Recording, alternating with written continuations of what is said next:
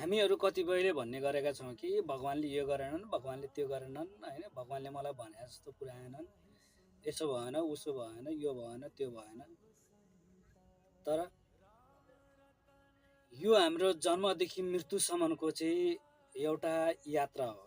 यस यात्रा अवधिभित्रमा हामीले विधिको विधानलाई चाहिँ अपनाउनै पर्ने हुन्छ। जस्तै तपाईँ घरदेखि स्कुल जानुहुन्छ, घरदेखि कलेज जानुहुन्छ, घरदेखि काममा जानुहुन्छ, ड्युटी जानुहुन्छ आफ्नो ड्युटीमा, त्यस बेलामा बाटो उकालो ओह्रालो दायाँ मोड बायाँ मोड हैन, उबड खाबड आउँछ।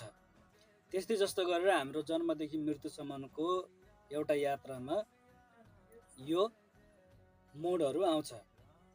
विधिको विधान अनुसारले हामी चल्नै पर्छ। भगवान्ले पनि विधिको विधान अनुसारले नै चलाउने हो।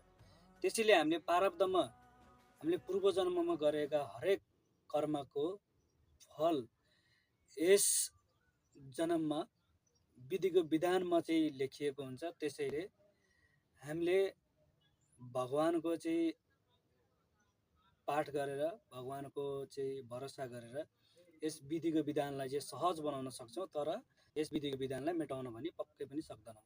त्यसैले भगवानलाई भरोसा गर्नुहोस्, विश्वास गर्नुहोस् र सबै कुरा विधिको विधान अनुसारले चल्छ, चलिरहेको छ र चल्दै गर्छ भनेर चाहिँ मस्त हुनुहोस्, स्वस्थ हुनुहोस्। धन्यवाद।